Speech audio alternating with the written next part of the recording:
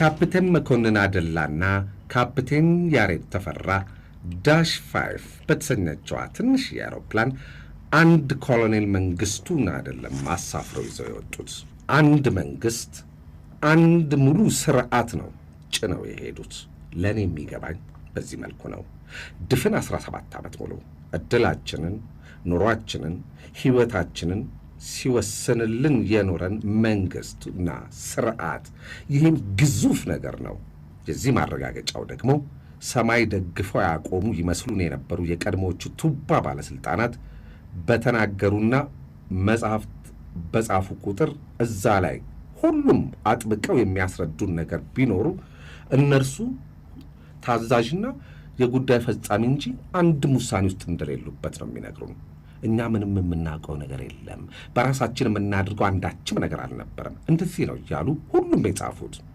ስለዚህ ሰበባቸው ሁሉም ሲጽፉ እሳቸው ናቸው፣ እሳቸው ናቸው፣ እሳቸው ናቸው። ሁሉንም ለእርሳቸው ለመንግሥቱ ሰጥተው ጨርሰዋል። አድራጊና ፈጣሪው እርሳቸው ነበሩ ብለውናል። ስለዚህ ካፕቴን ያሬድና ካፕቴን መኮንን አሳፍረው ይዘው የወጡት ግንቦት 13 1983 የዛሬ 25 ዓመት አንድ መንግሥቱን ብቻ አልነበረም፣ ስርዓቱንና ስርዓተ መንግሥቱን ጭምር ነበረ አሳፍረው ብለው የተጓዙት። እንኳን ደህና መጡ ካፕቴን። እንኳን ደህና ቆያችሁኝ። አመሰግናለሁ። እንደው ካለፈው ረቡዕ ጀምሮ በስልክ እንገናኛለን። እንደውም ጎንበስ ስላለሁ እኔ እንዲህ አይነት ነገር አበዛለሁና ካፕቴን አንቱ እያልኩ እንደው በቃ ትልቁን ሰውዬ ነበረ ማየው። እንደው ክብራትና ክብራን አድማጮቻችን እዚህ እንደው ከእኔም በእድሜ ያነስ ያሉ የሚመስሉ ካፕቴን ናቸው። አንተ ያልበል በጣም ወጣት ነው። በጣም አንተ ነው የምለው በተለይ ይሻላል። ኮሎኔል መንግስቱን እንዴት አምነው እርሶ አንተ በምታበረው አውሮፕላን ላይ እንደተሳፈሩ የዛሬ 25 ዓመት ሊያውም የዚያን ጊዜ አሁን ነው እንደውም ጎረምሳ ፓይለቶች ማየት የጀመርነው እንጂ በዛን ወቅት ላይ እንደው ጸጉራቸው ሸበት ያለ የሆነ ነገር ነው የምናየው። ልክ የዛሬ 25 ዓመት በዚህ ሰዓት እንዴት አውሮፕላን ላይ ወጣ ብዬ ነው። እሺ አመሰግናለሁ። በመጀመሪያ ደረጃ እንደዚህ ኢምፖርታንት ሰው እንደሆንኩኝ አላውቅም ነበር። ወደ ጥያቄው ለመግባት የዛሬ 25 ዓመት እዛ አውሮፕላን ላይ በምክትል አብራሪነት ወይም በኮፓይለትነት እሰራ ነበር። የኢትዮጵያ አየር መንገድ ስታንዳርድ ከፓይለት ትሬኒንግ ስኩል ስንወጣ ግራጁዌት አድርገን ኢትዮጵያን ኤርላይንስ ፍላይት ኦፕሬሽን ውስጥ እንገባለን። ፍላይት ኦፕሬሽኑ ደግሞ በተለያዩ አውሮፕላኖች ላይ ማንም ግራጁዌት ያደረገ ሰው በኮፓይለትነት ይጀምራል ልምድ ለማግኘት። ሁሉም ትላልቅ አውሮፕላን እስክንደርስ ድረስ ኮፓይለት ስቴፕ እያደረግን እንሄድና ትልቁ የመጨረሻው አውሮፕላን ላይ በኮፓይለትነት ካገለገልን በኋላ በቂ ልምድ እንዳገኘን ሲያረጋግጥ እንደገና ወደ ድሮዋ ትንሿ አውሮፕላን በካፕቴንነት ይመልሰናል። ለዚህም ነው ኢትዮጵያን ኤርላይንስ ሴፍቲ ስታንዳርዱ በጣም ጥሩ የሆነው። በዛ ምክንያት ነው በዛ አውሮፕላን ላይ ኮፓይለት የነበርኩት እኔና ሌሎችም የሥራ ባልደረቦች የነበርን። የአጋጣሚ ነገር ሆኖ እዛ ፍላይት ላይ እኔ ያው ተከሰትኩ። ካፕቴን ኤልያስ ተፈራ የሚባልም ወንድም አለ፣ የኢትዮጵያ አየር መንገድ አብራሪ። በትክክል ምንድን ነው ቤታችሁ? ምንድን ነው አንተ ነህ እሱን ወደዛ ወሰድከው? እሱ ነው ወደዛ? ታላቅህ መሰለኝ። ታላቄ ነው። ያው እኛ ወደ ኢትዮጵያ አየር መንገድ ለመግባት ዋናው መነሻችን አባታችን አቶ ተፈራ ተክሌ ነው። እሱ እድሜ ልኩን እዛ ነው የሰራው ከጁኒየር ኤጀንት ጀምሮ እስከ ኤሪያ ማኔጀር ድረስ። ሁሌ እሱ የሚለብሰውን ዩኒፎርም ስናይ በኢትዮጵያ አየር መንገድ አንዳንዴ በረፍት ጊዜ ትምህርት ሳይኖረን ወዲያ ወዲህ ሲያደርገን ኃይለኛ ፍቅር አደረብን። በተለይ እኔ ከሃይ ስኩል ጀምሮ ፍላጎቴም ጥናቴም ጥንካሬም ወደዛ መንዳት አውሮፕላን ማብረር ነው። ኤርፖርት አልፎ አልፎ ሄዳለሁ። ዩኒፎርም ለማየት ጓጓለሁ። ፓይለቶችን ድሮ ሰገነት ላይ 25 ሳንቲም ተከፍሎ ይወጣ ነበር። ከዛ ሆኛ አውሮፕላን ያለው ፓይለቶችን ያለው ያ ነው መነሻው። አባታችን ነው ከዛ በኋላ እኔ ቀድሜ የገባው ኤልያስ ታላቄ ቢሆንም በጊዜው ሲቪል ኢንጂነሪንግ እያጠና ነበር። ግራጁዌት እስኪያደርግ ድረስ እኔ በአቋራጭ ገባው ማለት ነው። ከዛ በኋላ ሲቪል ኢንጂነሪንጉን ግራጁዌት አድርጎ በጊዜው በስራም ለማግኘትም ምንም ትንሽ ውዥንብር የነበረበት ወቅት ስለነበረ ወደ አየር መንገድ ተሳበ። እሱ እኔን ደግሞ ሲያይ ሞር እንቀራረባለን። መጣ፣ ተፈተነ፣ ላኪሊ ተሳካለት፣ ገባ። ስለዚህ ታላቄ ነው በእድሜ፣ በሲኒየሪቲ ግን ጁኒየር ነው። እስቲ ወደ ሌሎች ጉዳዮች ከመግባታችን በፊት አንድ ነገር ግልጽ ለእኛም ለመላው አድማጮቻችንም ኮሎኔል መንግስቱ ኃይለማርያምን ከሀገር ይዛ የወጣቸው አይሮፕላን የቀድሞ የሀገር ውስጥ ደህንነት ሚኒስትር የነበሩት የሀገር ውስጥ ጉዳይ ሚኒስትር የነበሩት ሌፍተናንት ኮሎኔል ተስፋ ወልደስላሴ እሳቸውም ሲናገሩ ሴሲና ይሏታል፣ አንዳንዶች ደግሞ ቡፋሎ ይሉታል፣ አንዳንዶች ደግሞ ዳሽ 5 ያደርጓታል። ትክክለኛው አውሮፕላን የትኛው ነው? እሺ፣ ትክክለኛው አውሮፕላን ምንድናቸው? ሴስና የትኛው ነው? ቡፋሎ የትኛው ነው? ዳሽ 5 የትኛው ነው? ኦኬ፣ ሴስና ማለት የሴስና የሚባል ካምፓኒ አለ። ሴስና የሚባሉ አውሮፕላኖች የሚሰራ አለ። ኢትዮጵያ ውስጥ ያሉት ሴስናዎች በዛ ጊዜ ለፓይለት ትሬኒንግ ስኩል የምንጠቀምባቸው ትናንሽ አውሮፕላኖች ናቸው። ትምህርት ቤት እያለን የምንማርባቸው የነበሩ። በእሷ አውሮፕላን ለትራንስፖርት አላማ ኢትዮጵያን ኤርላይንስ አይጠቀምባትም። ትንሽ ነች፣ አንድ ኢንጂን ነች፣ ሲንግል ኢንጂን አውሮፕላን የምትባለው፣ አንድ ሞተር ማለት ነው። ስለዚህ እሷ አይደለችም። እሷ ኮምፕሊትሊ ከጥያቄ ውጭ ነች። ሴስና ዳሽ 5 እና ቡፋሎ የሚባለው የተባለው ሁለቱም አንድ ስም ነው። ዳሽ 5 ማለት ዲሃቪላንድ ካናዳ የሚባል ካምፓኒ የሚሰራቸው ዳሽ 6 ዳሽ 5 የተመሳሰሉ አውሮፕላኖች አሉ። በዛ ጊዜ ኢትዮጵያን ኤርላይንስ ዳሽ 6 እና ዳሽ 5 የሚባሉ አውሮፕላኖች ነበሩት። ዳሽ 6ዎቹ በሙሉ አገር ውስጥ በረራዎችን እናካሄድባቸው በእነሱ ነበረ። ዳሽ 5ም እንደዚህ የካርጎ የመንገደኛ የተለያየ ቻርተር እንደዚህ ኦፕሬሽን የምንሰራባቸው ናቸው። እና ዳሽ 5ፉ ቁጥሩ 5 ይላል እና አነስተኛ ይመስላል እንጂ ሳይዙ ትልቅ ነው ከዳሽ 6ዋ። በፓሴንጀር ደረጃ 42 አካባቢ መንገደኛ ይዛል። እና እሱ አውሮፕላን ከዲዛይን ከአሰራሩ ጀምሮ በጣም ትልቅ ሞተር ነው ያለው። 2 ሞተር ነው ያለው። መጥፎ ሜዳዎች ላይ ማረፍ ይችላል። ማለት ያልተጠረጉ ሜዳዎች ላይም እንደ ሚሊተሪ ኦፕሬሽንም ያህል አገልጋይ አውሮፕላን ነው። በአጭር ራንዌይ በኮረኮንች ባለው ሜዳ ላይ ሳር ባለው ሜዳ ላይ ማረፍ መነሳት ይችላል። እና በጣም ፓወርፉል ነው። በጣም ፓወርፉል ስለሆነ ጉልበት ስላለው ሞተሩ ሲሮጥ ሲንደረደር ቡፋሎ የሚባለውን ይመስላል። ስለዚህ ነው ቡፋሎ የተባለው። እና ይሄ ነው ልዩነቱ። ዋናው ጉዳይ ሁላችንም መስማት የምንፈልገው በዚህ ዛሬ በ25ኛው ዓመት ላይ ኮሎኔል መንግስቱ የቀድሞ ፕሬዝዳንት ከሀገር ከወጡ ልክ በ25ኛ ዓመታቸው ዛሬ እዛው ቦታ ከነበረ ሰው ወደምንሰማው ወደሚያጓጓው ታሪክ ነው የምንገባው። ከግንቦት 12 ጀምር። ግንቦት 12 የት ነበሩ?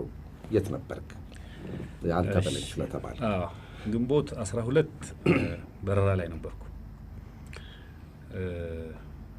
ዶሜስቲክ የአገር ውስጥ በረራ በርሬ ማታ ወደ 11 ተኩል ነው አዲስ አበባ የገባሁት።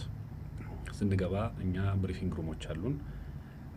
እዛ ገብተን ከበረራው ማጠናቀቃችንን የሚገልጽ ዶክመንት ማቀበል አለብን። ስገባ የክሩ ስኬጁሊንግ የሚባል ኦፊስ አለ፣ የእኛን ፕሮግራም የሚያወጣ እዛ ጋር ያለ ኦፊሳቸው አየኝና ከምደውልህ ልንገርህ ነገ ጠዋት ፍላይት አለህ ብለው አድቫይዝ አደረጉኝ። ጠዋት የምን ፍላይት የት ነው ስል ቪአይፒ ፍላይት ይባላል። ቬሪ ኢምፖርታንት ማለት ነው። አለህ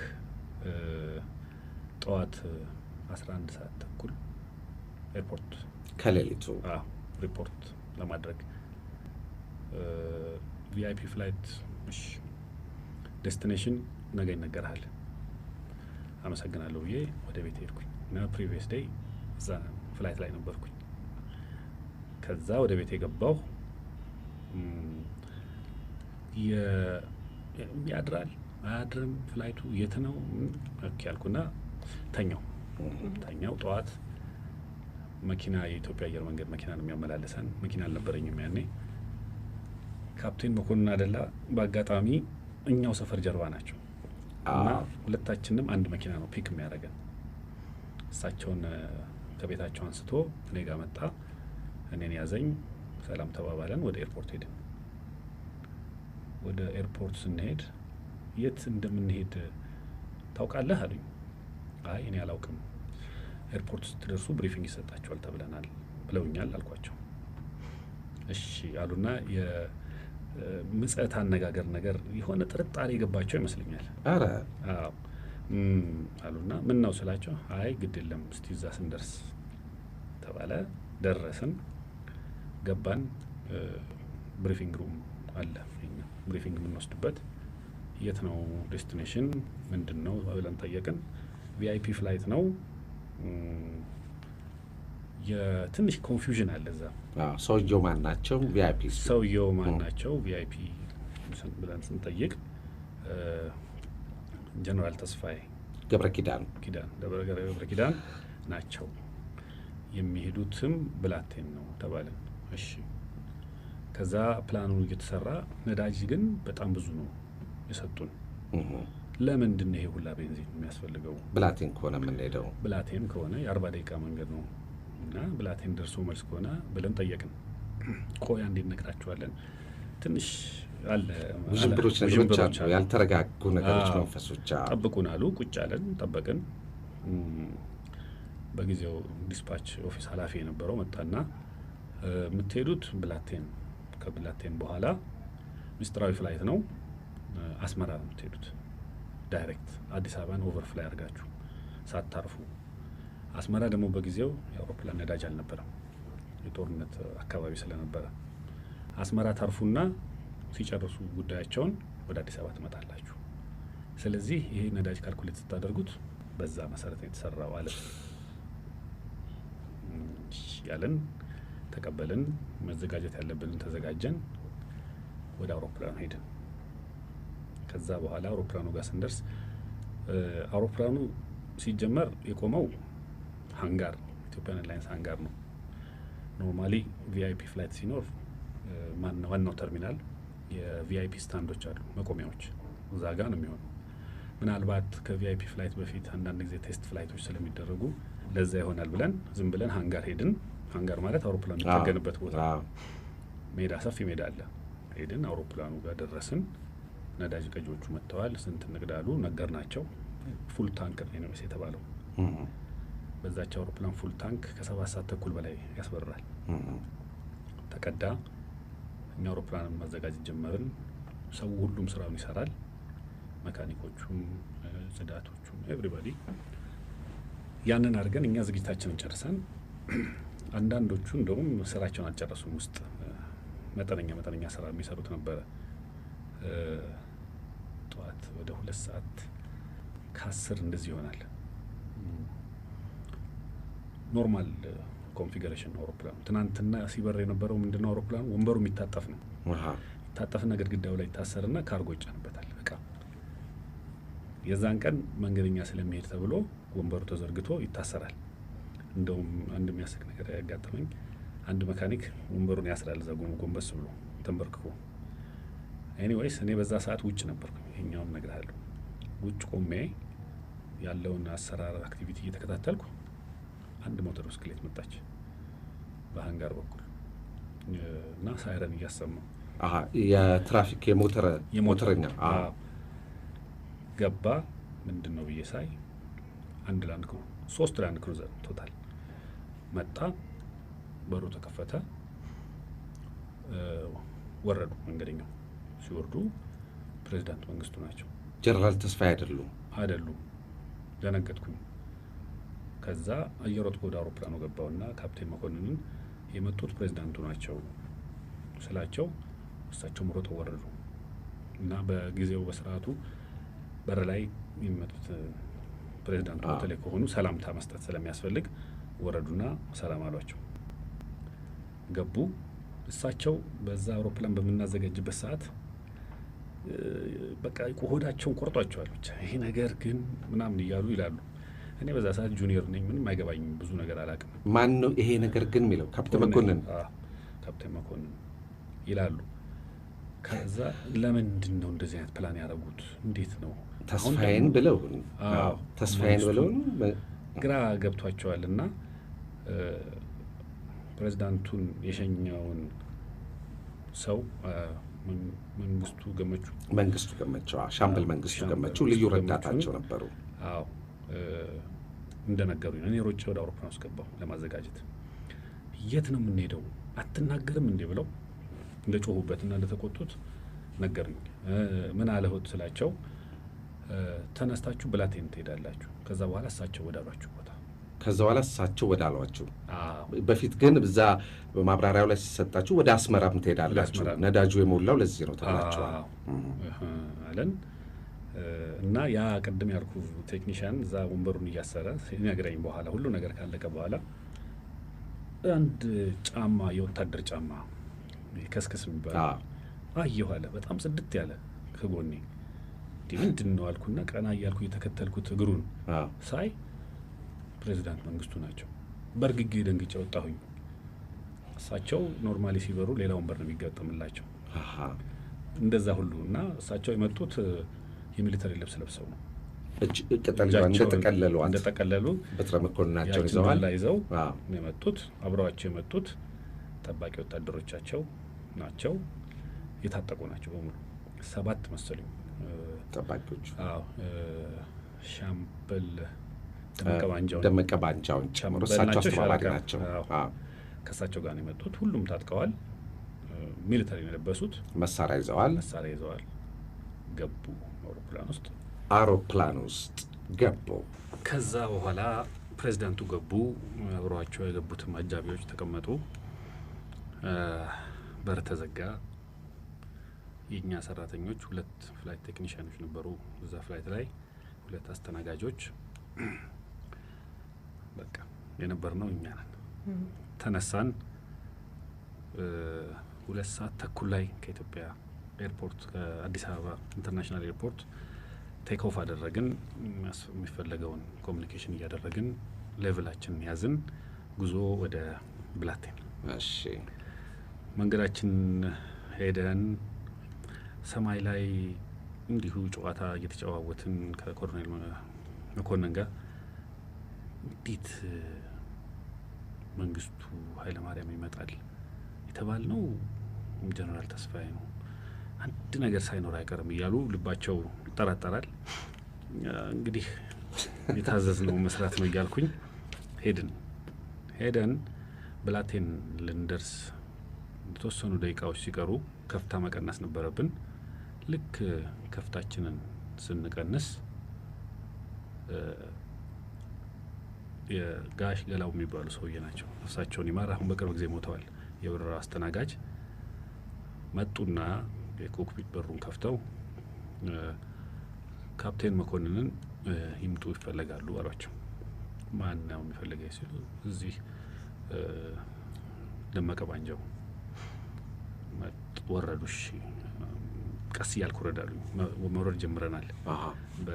በፍጥነት ሳይሆን ቀስ እያልኩ ወረድ እስቲ ያሉና እኔ አውሮፕላኑ እየበረርኩ እሳቸው ሄዱ። ትንሽ ቆይተው መጡ። ፊታቸው ተቀያይሮ ድንጋጤን፣ ብስጭትም የተለያየ ነገር ብቻ አለባቸው። ምን ሆኑ ስላቸው አይ ወደ ናይሮቢ እንሂድ አስቸኳይ ስብሰባ አለኝ ብለዋል ፕሬዚዳንቱ አሉኝ። እኔም ደነገጥኩ። ናይሮቢ? ለምን ናይሮቢ? አላቅም፣ አስቸኳይ ስብሰባ አለኝ። አይ እኛ አልተዘጋጀንም አይሏቸውም ወይ? አዎ አልተዘጋጀንም። የፍላይት ፕላን የሚባል አለ። ፍላይት ፕላናችንም ለዛ አይደለም የተሞላው። ሰው ሀገር ዝም ብለን መግባት አንችልም ብለው ሲነግሯቸው ፕሬዚዳንቱን ይህን የምነግርህ ከኮሎኔል መኮንን የሰማሁትን ነው። አይ አንተ ደግሞ መኮንን የኢትዮጵያን ካርታ እንደ እጅህ መዳፍ አይደል እንደምታውቀው? በዚች በሩዶልፍ በኩል አቋርጠህ ትሄዳለህ። በሩዶልፍ ሀይቅ ብለው አሉኝ። እና ምን ይሻላል አሉኝ። አይ እንግዲህ ትእዛዝ ነው፣ ምንም አማራጭ የለንም። ያ ሁላ ነዳጅ የተሞላው ለዚህ ፐርፐዝ ሊሆን ይችላል፣ እኛንን ማናቀው እንጂ የሚያውቁ ሰዎች አሉ ማለት ነው አልኳቸውና ዝግጅታችንን ወደ ናይሮቢ ለማምራት ተፍተፍ ማለት ጀመርን። ካርታ አልያዛችሁም? ካርታ አልያዝንም ሁሉ ብለው ነግረዋቸዋል ለፕሬዚዳንቱ። ያኔ ነው ካርታም አልያዝንም ሲሏቸው እንደ እጅህ መዳፍ የምታውቀው መሬት ደግሞ በዚች በሮዶልፍ ወንዝ በኩል ሀይቅ በኩል አቋርጣ ትሄዳለህ ያሏቸው። ከዛ ድንጋጤው አለ፣ ብዙ ነገር እኔ ጭንቅላቴ ውስጥ መጣ። ወጣት ነኝ ግን በቃ ግራ ገባኝ። ግን ስራው መሰራት አለበት። ሌላ የተሰጠን ትእዛዝ ምንድን ነው? ለእሳቸው የተሰጣቸው ትእዛዝ፣ በእሳቸው በኩል ነው የሰማሁት ትእዛዝ፣ ከኢትዮጵያ አየር ክልል እስክትወጡ ድረስ የሬዲዮ ኮሚኒኬሽን ታቋርጣላችሁ። ስለዚህ ትክክል ነው ይሄ ነገር ተባልን። እዛ አውሮፕላኑ ላይ ሆነን ብላቴን ተሰልፈው የነበሩ የዩኒቨርሲቲ ተማሪዎች ይታዩናል። ለእሳቸው አቀባበል ለማድረግ በረድፍ ሆነው ተሰልፈው የተለያዩ ምልክቶች ብቻ በርቀት ስለሆነ በደንብ አይደንቲፋይ ማድረግ ባይቻልም ያሳያሉ። እንኳን ደህና መጡ አይነት ነገር ነው። ከዛ ከፍታችን ጨመርንና እንደገና አለፍናቸው። ይሄ የሆነ ሳለ የኢትዮጵያ አየር መንገድ የተለያዩ አውሮፕላኖች በዛ ሰዓት ወደ ዌስት አፍሪካ፣ ወደ ሳውዝ አፍሪካ የተለያዩ ይበራሉ እና የአንድ ሁሉም ሰው የሚያወራበት ሬዲዮ ፍሪኩዌንሲ አለ፣ ኦል ስቴሽንስ የሚባል። ለምን ትራፊክ እኔ በዚህ በኩል እየሄድኩ ነው፣ ይሄን ከፍታ ይዣለሁ ምናምን እያለን ምንናገርበት ነው። እሱ ላይ ዝም ብለን ስናዳምጥ አንድ የኢትዮጵያ አየር መንገድ አውሮፕላን ሰማ ነው። ኮሎኔል መንግስቱ ያንን ፓይለት ድምፁን ያውቁታል፣ ኮሎኔል መኮንን። ከዛ ያ ፓይለት ማን ነው? በጊዜው ኮ ፓይለት ነበረ፣ ካፕቴን ልዑል ነው። ካፕቴን ልዑል ማለት ኮሞሮስ ላይ አደጋ ያጋጠመው። ከዛ ጋሽ መኮንን ምንድን ነው ሲላቸው ሬዲዮ ፍሪኩዌንሲ ቀይርና እናነጋግርሃለን አሉት። ከዛ መነጋገር ጀመርን። ወደ ናይሮቢ ሂዱ ተብለናል። ተገደን እንዴት አሁን እንዴት እንተውና አንዳንድ ጋይዳንስ ስጠን እንዴት እንደምንሄድ። አንዳንድ እነሱ ኢንተርናሽናል ስለሚበሩ ቻርቱ ምንም አላቸው። እሺ እዚህ አውሮፕላን ላይ ካፕቴን ኃይሌ ገብራይም አለ። ካፕቴን ኃይሌ ገብራይ ማለት ያኔ የፍላይት ኦፕሬሽን የኛ አለቃ ነው። እሱን ላገናኛችሁ አለ። የሚቻለውን ሁሉ አሬንጅመንት ናይሮቢ እናደርጋለን፣ ቀድመናችሁ ስለምናርፍ የቀረውን ብሪፊንግ ልዑል ይስጣችሁ አለ። ልዑል ካፕቴን ልዑል ለእኔ ብሪፊንጉን ሰጠኝ። እንደዚህ ታረጉና እዚህ ቪዋር ላይ ትሄዱና ወደዚህ ምናምን እስከ ናይሮቢ እስከሚታረፈው ድረስ ካፕቴን ልዑል ነበር ሲመራችሁ የነበረው። አዎ መራና ሰጠኝ። በዛ ተዘጋጃጀንና በዛ መንገዱን ጀመርን። እድለኛ ሆነን አንዳንድ መሳሪያዎች አውሮፕላን ላይ ያሉት ይሰሩ ስለነበረ ወጣን ከኢትዮጵያ አየር ክልል። ከዛ አስጠራንና ሻለቃ ምን ነው ተሰራቸው ደመቀ ባንጃውን ካሁን በኋላ ሬዲዮ ግንኙነት ካላረግን ልንመታ እንችላለን። የሰው አየር ጥሰን መግባት አንችልም። ከኢትዮጵያ ወጥተናል። አዎ ማድረግ ትችላላችሁ ተባልን። የናይሮቢ ኤር ትራፊክ ኮንትሮለሮችን አገኘናቸው በሬዲዮ። ይሄ ፍላይት እኛ እናውቀውም አሉ። ፍላይት ነምበሩ ኢቲ 8107 ነበር። ኢቲ 8107 8107 አናውቀውም፣ ከየት የመጣ ፍላይት ነው አሉ። ናይሮቢ ነው የምንሄደው፣ ፎርስድ ፍላይት ነው አሏቸው። ካፕቴኑ ስታንባይ ጠብቁን አሉ። ብለን እየበረርን ጠበቅናቸው። እነሱም ግራ ተጋቡ ይሁን አዶን ነው፣ ብቻ በዛ ሰዓት ያለውን የእነሱን ፊሊንግ ማወቅ አልችልም። ኦኬ ይህንን ሌቭል ያዙና ቀጥሉ፣ ኦቶሪቲዎችን እየተነጋገርን ነው እናሳውቃቸዋለን አሉ። ተጠጋን። እሺ ፎርስ ያደረጓችሁ ምንድን ነው? ሃይጃክ ኦር ምንድን ነው? አይ ከባድ ነው ለመመለስ እና እኛ we are forced በቃ ማን ነው ፎርስ የሚያደርጋችሁ? ቪአይፒ ኦን ቦርድ አለ ብለን ተናገርን። ቬሪ ኢምፖርታንት ፐርሰን። ኦኬ አሉ። እንደገና ጠበቁና የናይሮቢ የኬንያ ኦቶሪቲስ ባለስልጣኖች ማን ነው ያ ቪአይፒ ብለው እየጠየቁ ነው። እስቲ አንድ ጊዜ አለን ጠየቅን። እንንገር ወይ ብላ እንዳትነግሩ ተባለ። መናገር አንችልም ግን ቶፕ ቪአይፒ ነው ብለን ነገርናቸው። እግዚአብሔር ይስጣቸው እንዳትወርዱ ማላሉ ፋይተር ማላስነሱብንም እንጂ ሪስክ ነበረው። ሪስክ አለው በጣም አዎ። ኖርማሊ ሰው ዓለም አቀፍ የበረራ ህጉም ይደግፈዋል። አዎ ሰው አየር ክልል ውስጥ ዝም ብለህ መግባት አትችልም። መጀመሪያ በሬዲዮ ካገኙህ ያስጠነቅቀዋል፣ ውጣ ይለዋል። አይ ያልክ ዝም ብለህ ከቀጠልክ ሚሊተሪ አክሽን ሊወሰድብህ ይችላል። በሚሳይል ልትመታ ትችላለህ፣ በፋይተር ልትመታ ትችላለህ። ነዳጅህም አልቆ እዛው ፍቃድ ስታገኝ አየር ላይ ተከስከሰህ ልትወድቅ ትችላለህ። ፈቀዱልን። ሄድን። ናይሮቢ አረፍን።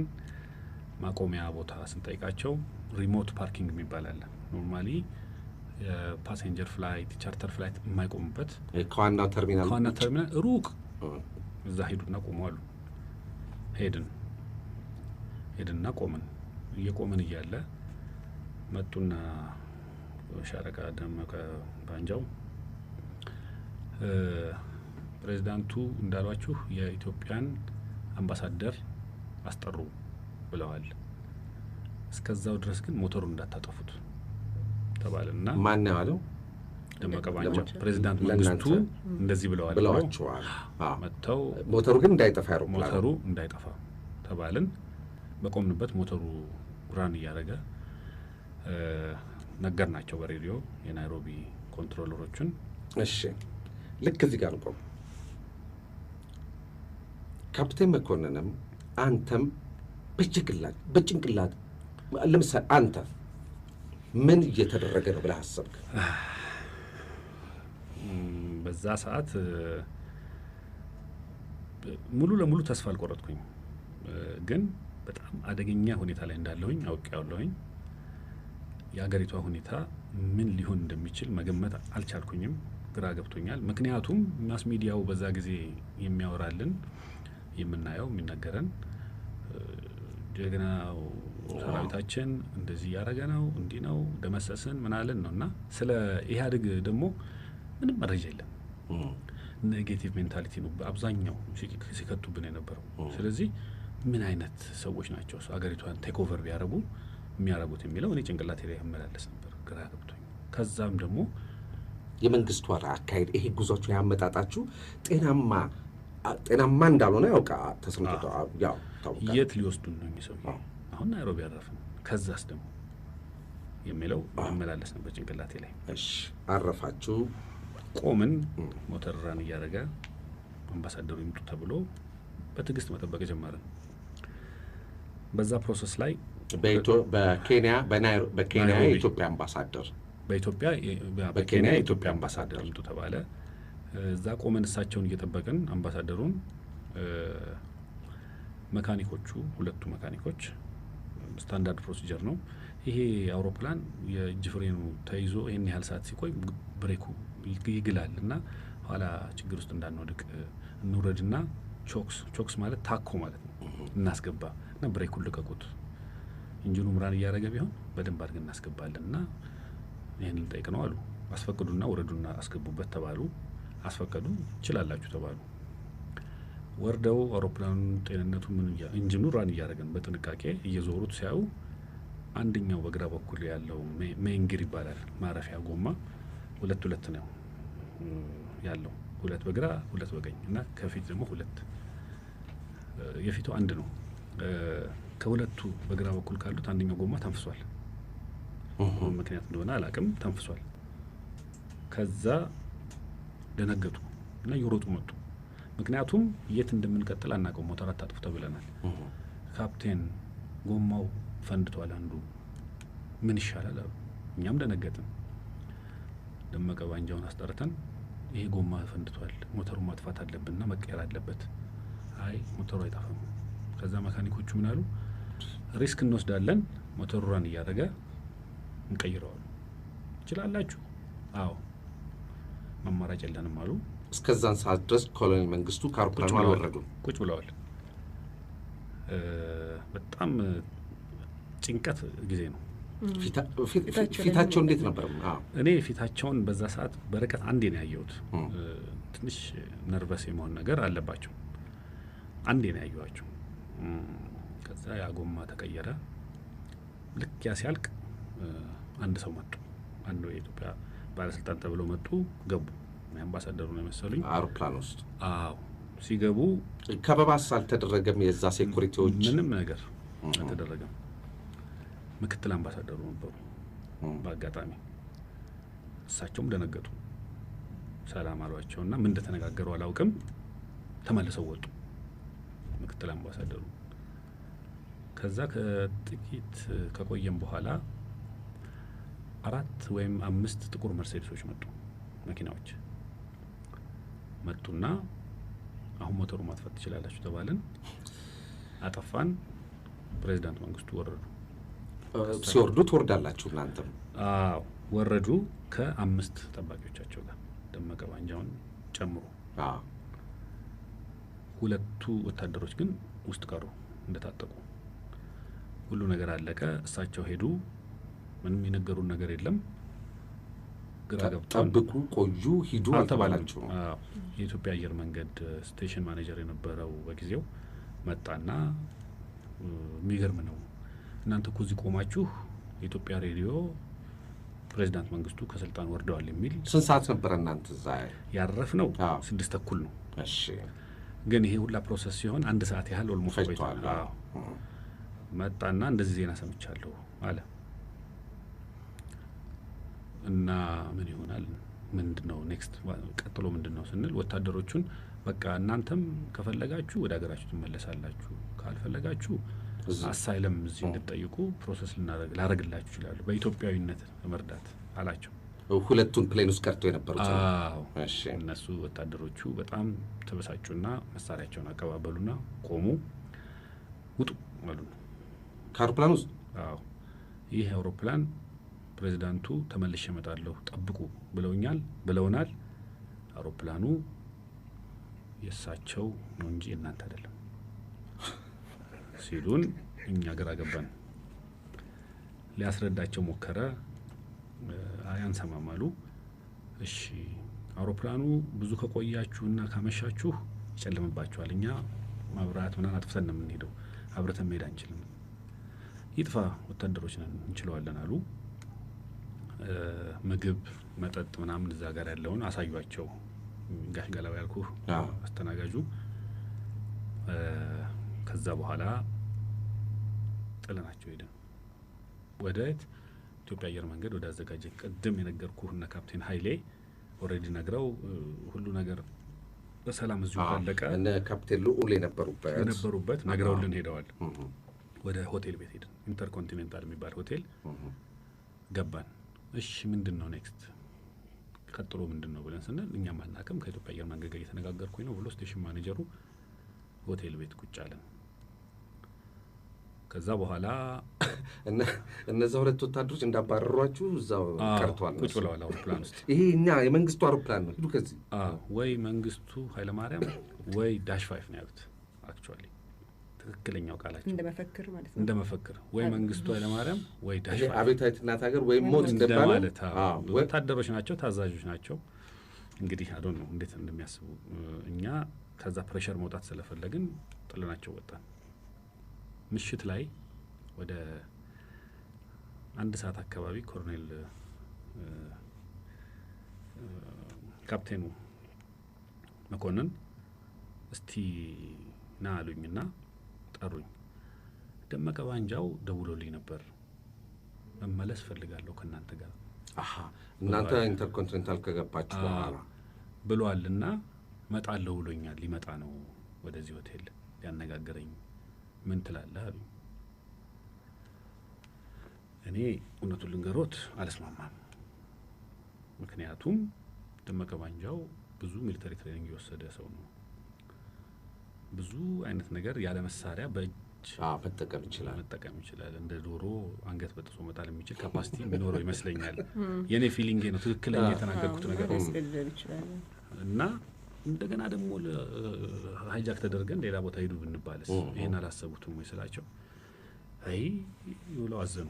ለምን ቃል ገብተውለት ነበር። ምክንያቱም ሚሊተሪ ስለነበሩ ይተዋወቃሉ።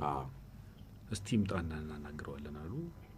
መጣ፣ ቁጭ አለ፣ ለብቻቸው አወሩ ብዙ።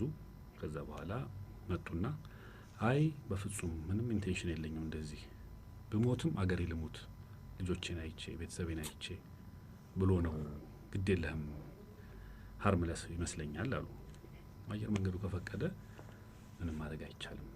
የሁለቱስ ወታደሮች ጉዳይ እኮ ከዛ በኋላ እነዛ ሁለት ወታደሮች ምን ደረሱ?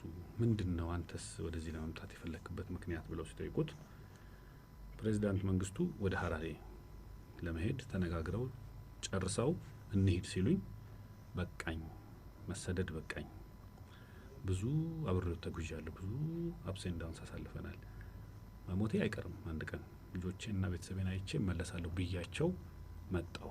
እነዛ ሁለት ወታደሮች አውሮፕላን ውስጥ ያሉት እነሱንማ ይዟቸው ሄደ።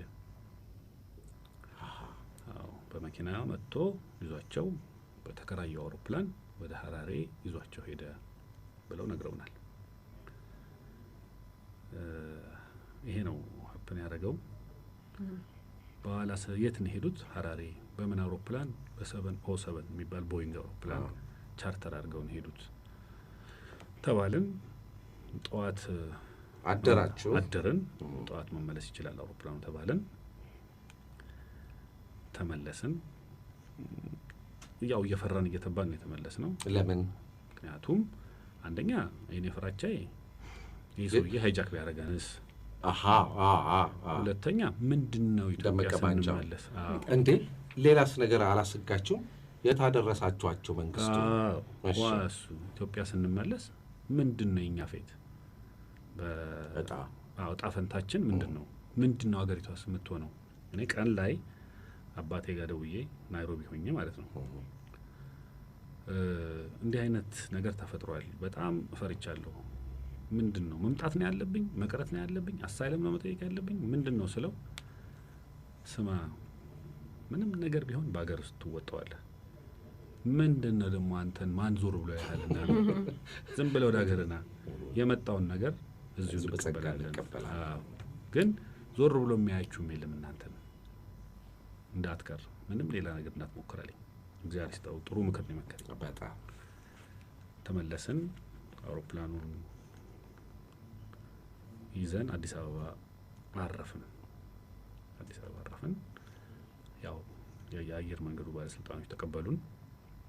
ካፕቴን ዘለቀ ነበር በጊዜው ጀነራል ማኔጀር። በራሱ መኪና ነው ከአውሮፕላኑ ጎማ ስር መጥቶ የወሰደን ወደ ቢሮ። ዘለቀ ኢንተርቪው አደረገን። ሪፖርት ጻፉ ተባሉ። ካፕቴኑ ሪፖርት ጻፉ። አለቀ። ከዛ ወዲህ እስከ ዛሬ ድረስ ምንም አልተናገርኩም። ስለዚህ ጉዳይ እንዲህ ሬዲዮ ስቱዲዮ ውስጥ በማይክሮፎን ላይ አልተናገርኩም። የመጀመሪያ አይደለም። ለጋዜጠኛም መጽሔትም ማንም አፕሮች ያደረገኝም የለም። ከጓደኞቼ ጋርና ከቤተሰቦቼ ጋር አውርቼው አውቃለሁ። ከዛ ውጭ ግን ካፕቴን አንድ ጥያቄ ልጠይቅ። እሺ በጣም በትክክል ምላሽ ነው ፈልገው። ሲጠናቀቅ ፕሬዝዳንቱ ኮብልለዋል። ሲጠናቀቅ እንዲህ ማለት ይቻላል?